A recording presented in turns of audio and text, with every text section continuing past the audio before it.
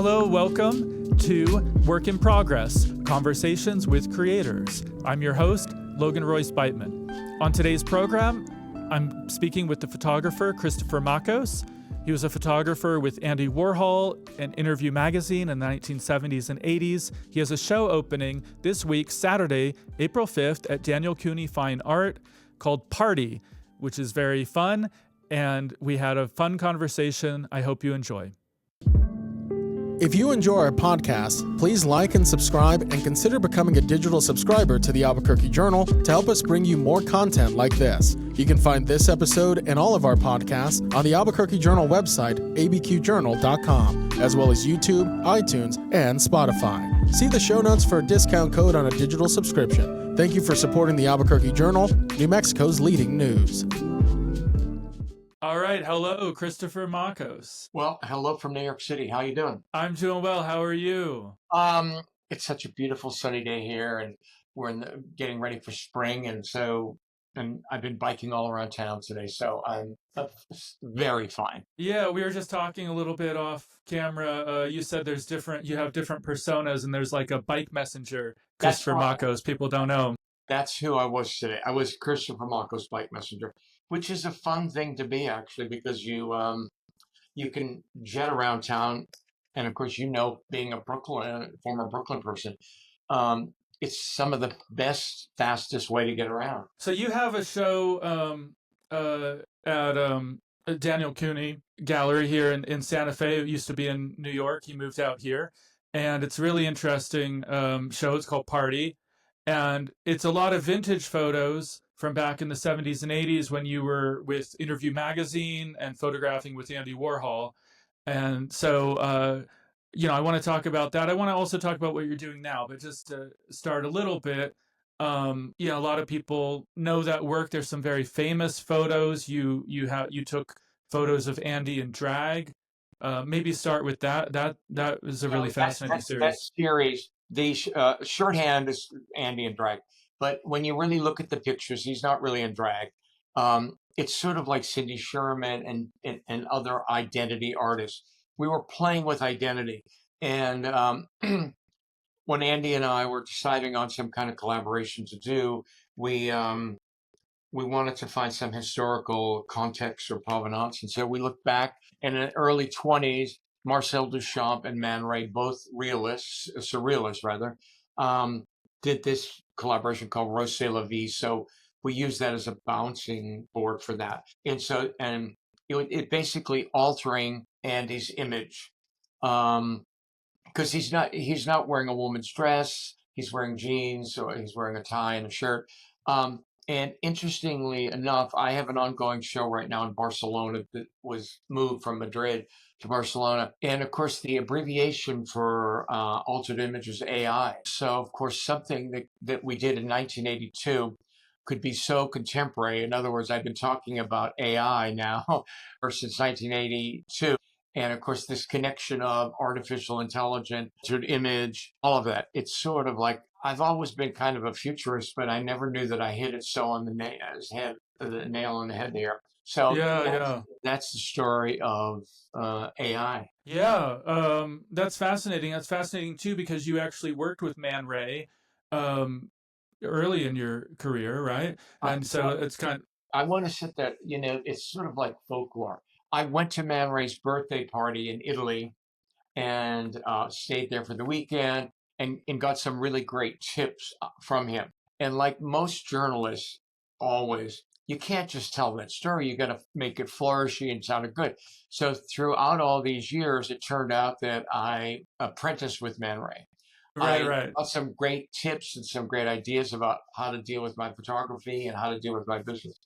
It goes into another story too about how I studied architecture in Paris. So, I mean, whenever I was in Paris, I always looked at the buildings and was amazed at them. And so it came down that I studied architecture. It's sort of like me going to the grocery store, looking at the vegetables and like, I study, agriculture, Right.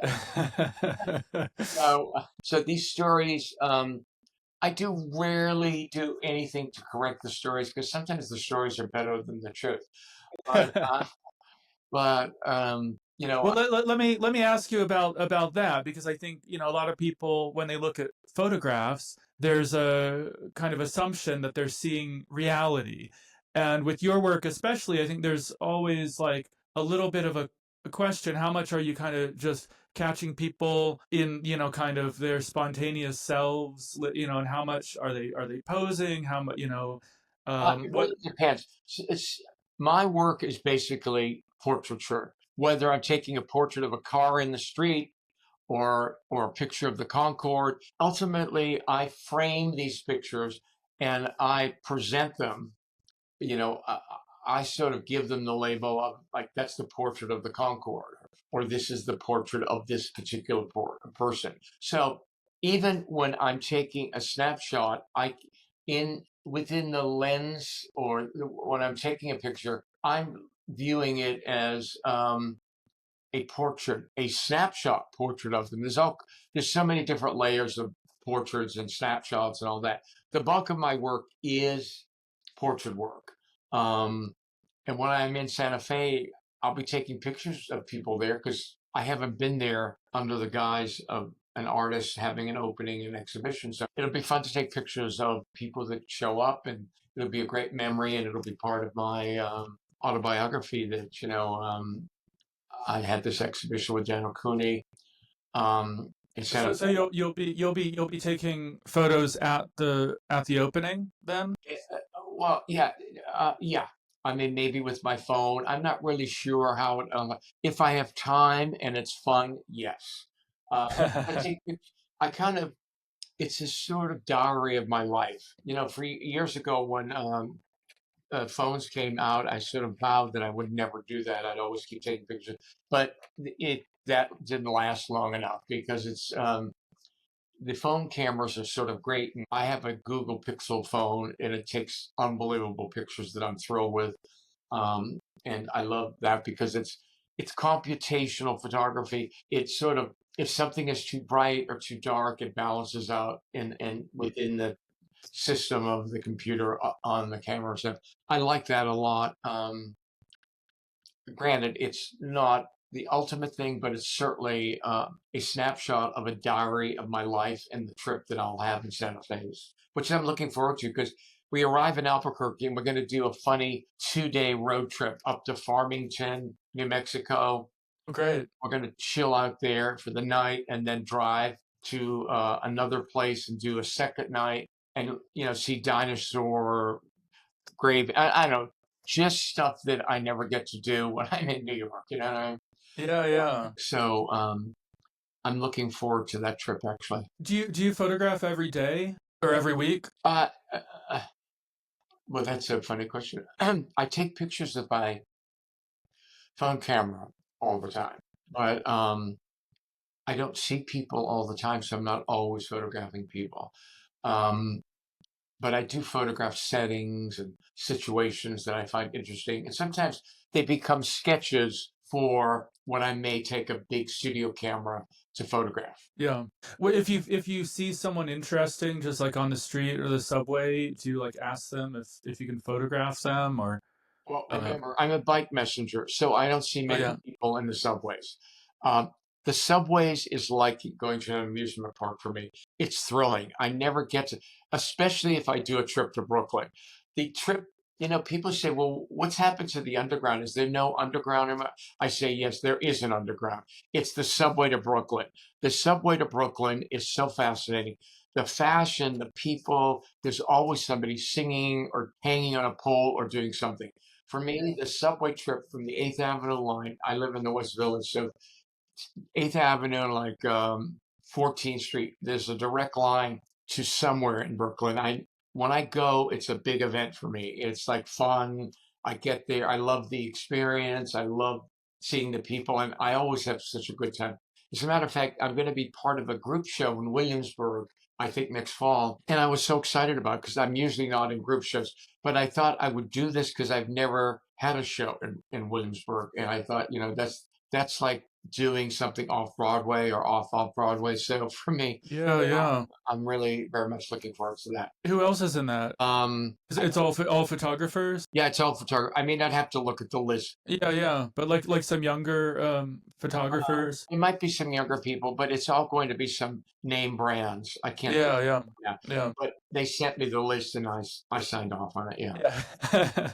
yeah. And I, my life is stuff comes to my table or my desk, and I look uh, at it and I see, what works and what doesn't, and sure, sure. yeah. So, well, let's get back to the work that's in the show Party.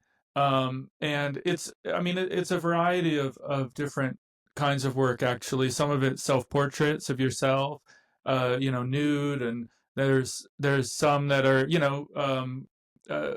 some of your interview work. Yeah.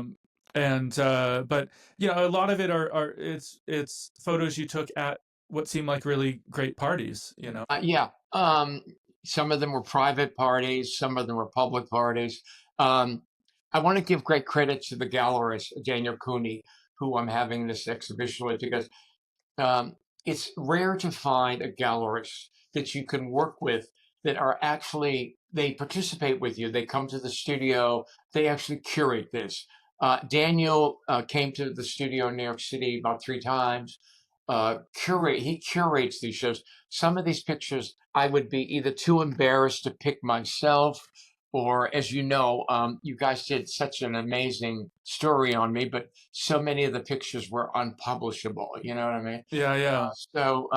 But I leave that up to Daniel Cooney because he knows the audience that he has and who would be interested in my work. So for me, it's such a treat working with him. I work with in Los Angeles David Fahey of the Fahey Klein Gallery in Los Angeles, and they're the same way. They work with their stable of artists, and they come to the studio and they work with you and curate you. So that's such a rare thing because in big metropolitan cities like New York City or Los Angeles, the rents are so high. The gallerists don't have the time to do that anymore because they have to Right. pay the rent and do all this kind of stuff. So I'm so lucky to have these gallerists in my life. Yeah, we had like a whole day long discussion here at the Journal about which of your photos we could actually publish, and all the editors were arguing about it. And Oh, great. some of them were like, there was the one of Steven Tyler from Aerosmith, and you can just see a little bit of pubic hair. And one editor is like, I think that's fine, and they're like, no, absolutely not. And then you had the one of what's his name? Was it Paul Lukakis or the Boom Boom Welcome to My Room or something? Yeah. Yeah, the pop singer, and that I think was an interview shoot that you did. And I mean, it's only from the waist up, but it seems clear from the image that I think he's masturbating. No, he's not. He's holding a towel, actually. Well, there's something the way his facial expression and the way he's. Did that make it in the paper? I don't remember. That didn't make it in, yeah, because the editors are like, he's clearly masturbating. No, he's not clearly masturbating. That's in his mind. I guess the editor wants to hear that he's masturbating in his own mind. I don't know. But you must have an interesting group of editors, and I appreciate that whatever got in, got in. And I mean, will people from Albuquerque come to things like Santa Fe when they see something like that? Hopefully, I mean, yeah, people do. So we'll see, who comes, but hopefully it'll be a nice crowd. Oh yeah, I'm looking forward to it very much. Yeah, we're coming. We're going to do this 2-day like mini road trip because I love doing road trips out west. Often I'll fly to Salt Lake City and then drive down to Moab, and everything in between is like Bryce Canyon and all of that. Yeah. And then we stay in Moab and hang out in Moab. I rent a house there for like a week or 2 weeks. Yeah, And no, I love that whole. Have you done road trips out there since you've moved from Brooklyn? yeah, just exploring parts of New Mexico I'd never been before. There's lots of different landscapes. It's really fascinating. I love it. I love it out there. Yeah. Yeah, absolutely. Let me ask you a little bit more about as a portraitist. How do you get people to feel comfortable with you? What I do is we just like the way you and I are talking now. I'll have a discussion with them. I get them in front of the camera. I play a cool like background music and stuff to get them in the mood.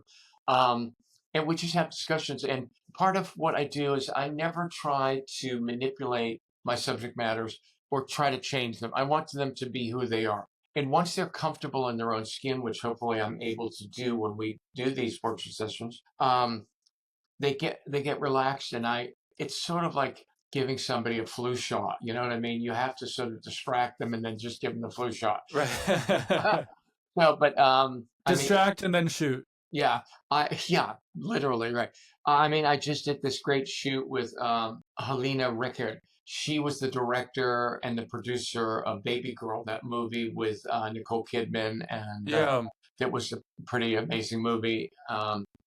And I make people feel comfortable. I have to say, usually people do their research on me, so they're very excited to be photographed by me. So that's Yeah.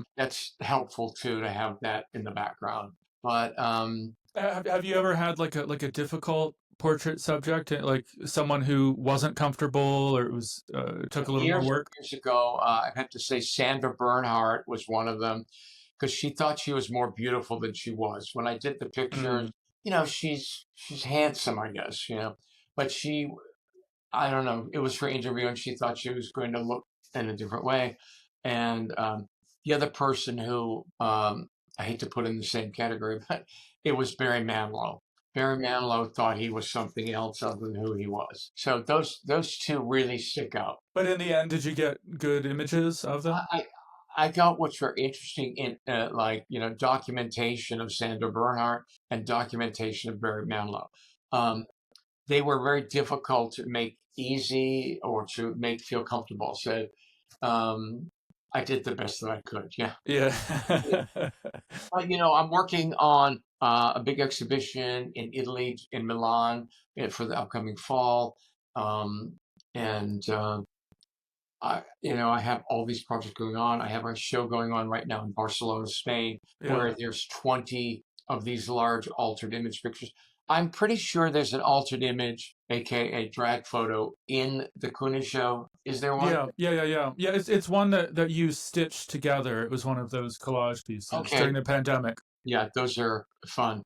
And I mean, there's so many interesting photographs in the show that Daniel curated. I mean, I'm very happy with what he did. Yeah. No, he's great, and it was great to go there and meet him and see your work in person. I think that some people think photos you can just see it on a screen, but I think with these, because they're vintage and they have a sort of quality that you have to experience in person. Yeah, I mean, and he's so fun being a curator. He loves what he does.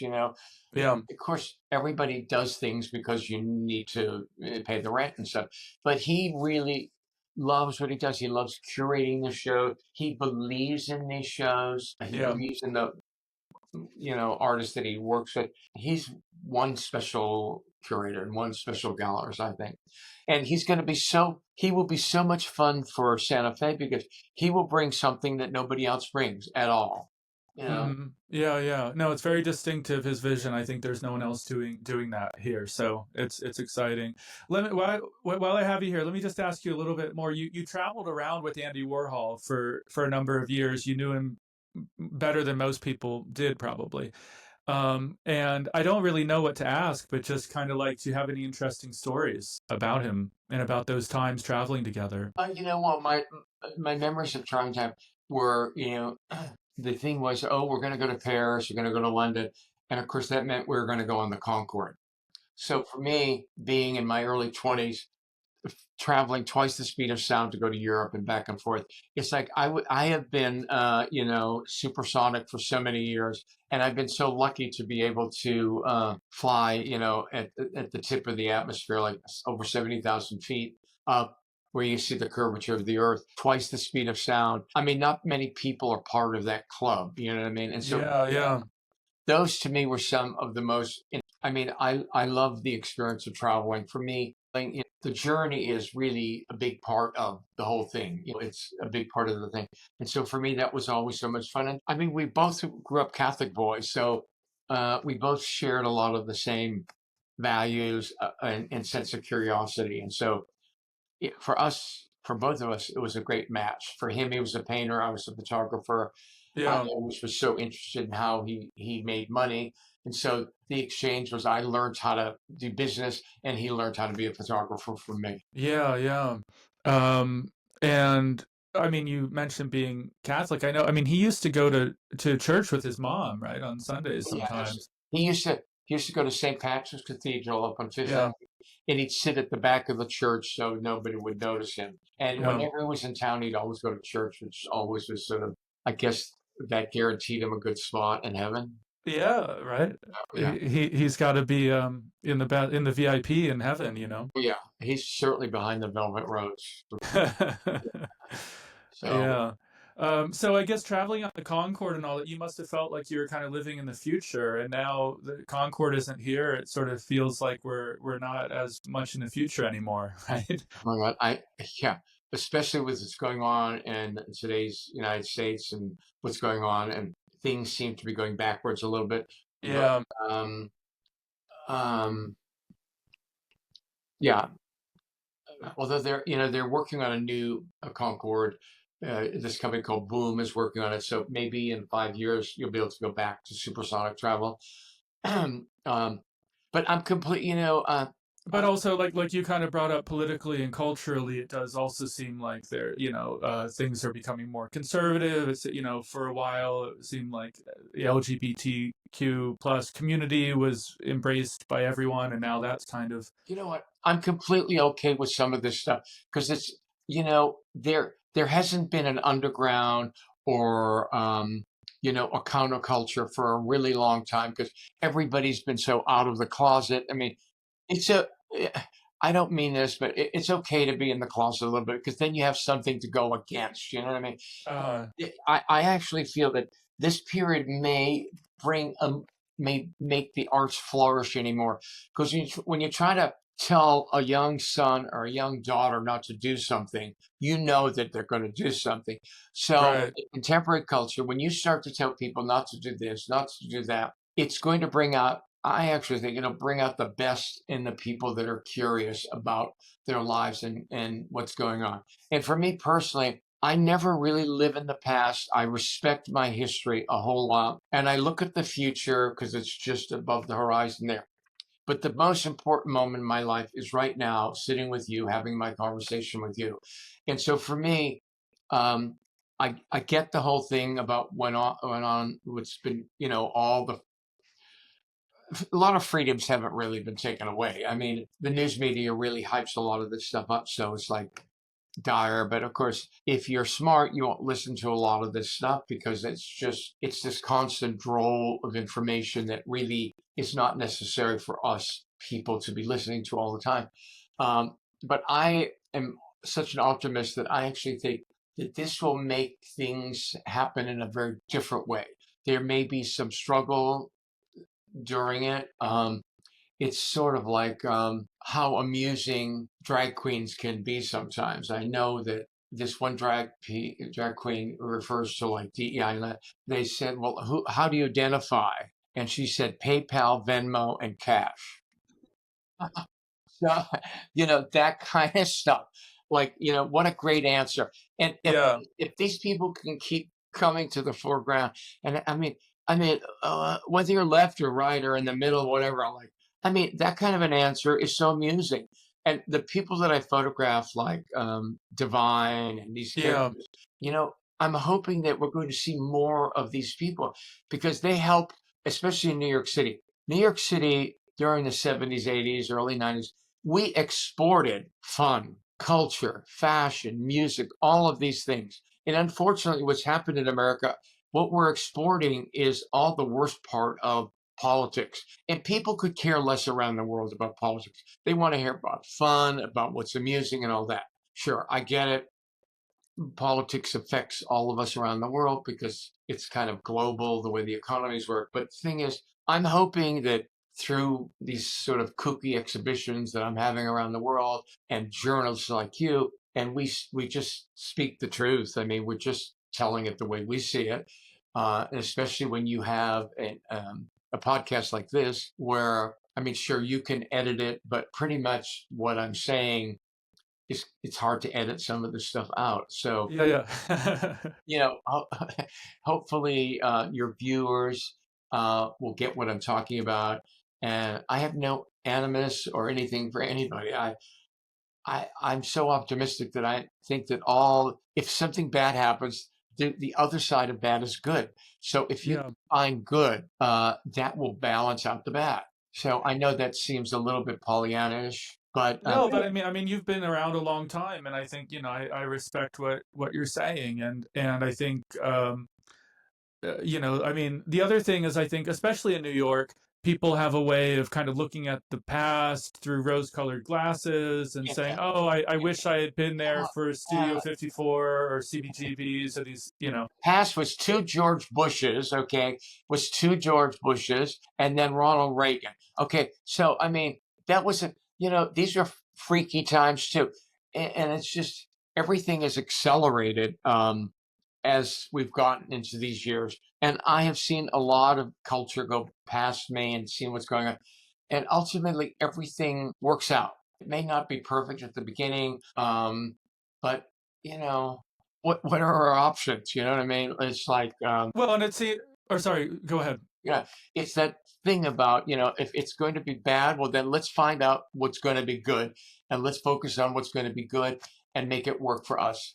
Yeah, yeah. And it seems like also like you're still excited about new things that are happening, and you're going into Brooklyn and you're going around and you're experiencing, what's exciting now. Yeah, absolutely. You have to, you can't ever become jaded. I'm always appreciative of every wonderful thing that's happened in my life. Being jaded is the worst thing in the world. And, when I go to bed at night, I shut my eyes and everything that happened, I just sort of go to bed and I wake up brand new, looking for like what's going to be fun that day. Whether it's going to the gym Monday, Wednesday, and Friday on 14th Street or biking to my studio, I'm purposeful in finding the interesting things and the good in everything. And New York City is a big city where we all blend in. And I mean, I go sit in, we have a couple of public parks here, small little parks that I sit at and visit with friends. And then you just meet people. And if you're open, no matter what age you are, if you're open to experience, you never know what's going to be out there when you have a discussion with somebody. My suggestion for anybody that's looking at this podcast, talk to somebody anytime. Just if you never talk to somebody, get it onto yourself that, you know what, I'm going to figure out a way to talk to a stranger today somehow and see what's going on. It may turn your head around. I mean, it's so important for all of us to connect with each other, and not as much fun and as amusing as Instagram and TikTok is, because it's amusing, it's fun. It's not the real deal. The real deal is looking at somebody else, cruising them, talking to them, finding out who they are, and you don't know where that'll take you.